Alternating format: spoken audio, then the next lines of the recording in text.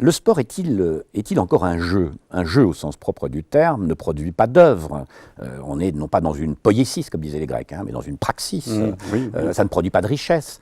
Or aujourd'hui, le sport devenu une activité économique, une activité qui intéresse l'économiste, est-ce encore un jeu? Écoutez, la réponse, c'est pas l'économiste qui fournirait la meilleure réponse, mais je vais essayer de m'extraire de ma spécialité un instant. On voit une petite fille là, qui est en train de s'amuser. Il y a en un jouant. aspect jeu dans le sport, et je crois qu'il subsiste, sauf peut-être au plus haut niveau professionnel où on a vraiment l'impression que tel joueur s'ennuie sur le terrain, mais c'est pas fréquent. Même Messi, il prend encore du plaisir à ce jeu, ce qui est pour lui quand même un jeu. C'est un jeu qui lui rapporte des millions d'euros par an, mais il y a une dimension jeu qui persiste toujours.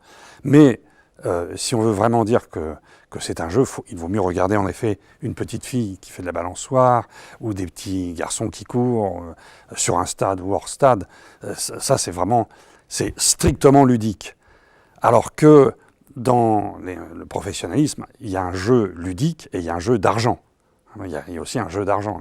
Et quand on regarde des enfants, je pense par exemple à cet enfant que nous regardons, c'est un enfant qui participe à un combat de boxe thaïlandaise. Où est le jeu? Il est pris dans une logique qui est une logique à l'évidence sociale et économique, une logique de survie aussi. Oui, alors je suis complètement d'accord, c'est un cas relativement horrible, il doit y en avoir d'autres avec des haltérophiles très jeunes et des choses comme ça, où on met des enfants à travailler, mais il se trouve que lui il était doué plutôt à la boxe thaï qu'à coudre des gants de boxe dans une usine de Nike ou je sais pas qui. Donc on l'a mis plutôt sur le ring. Et je pense que lui, il s'amuse plus que son congénère qui travaille chez un sous-traitant d'Adidas. Donc il y a un peu plus de jeu pour lui quand même que pour celui qui, au même âge dans ce genre de pays, se trouve amené parfois à travailler dans des conditions... Bon, c'est pas très drôle de prendre des coups à la boxe thaï, mais il a quand même la joie d'en donner. Alors que s'il prend son verre de lait, son dollar par jour pour coudre des gants ou des ballons de... Alors maintenant, on ne coud plus les ballons, mais on coud des t-shirts ou je ne sais quoi. Je pense qu'il s'amuse quand même un peu plus. Donc il y a, même dans ce cas-là, qui est le pire, il y a encore un petit peu de dimension ludique.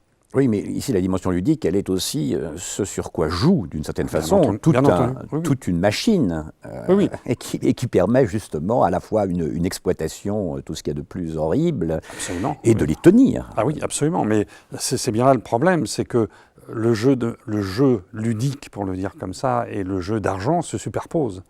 Et vraiment, ce qui est difficile aujourd'hui, ça n'est pas de définir un sportif professionnel. Ce qui est très difficile aujourd'hui, c'est de définir ce qu'est un vrai sportif amateur.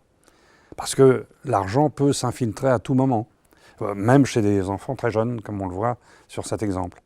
Bien sûr, ce que je pense évidemment aux jeunes enfants qui travaillent dans les mines, ils devaient sûrement s'amuser avec les wagonnets.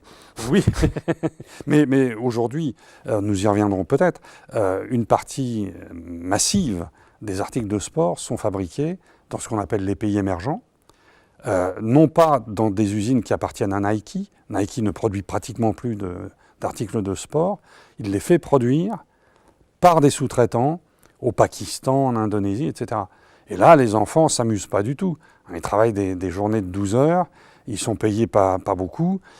C'est devenu tellement scandaleux qu'en 1997, il y a eu une campagne anti-Nike qui a conduit Nike et d'autres firmes de l'industrie des articles de sport à adopter un code de conduite pour essayer de limiter ce genre d'embauche chez leurs sous-traitants.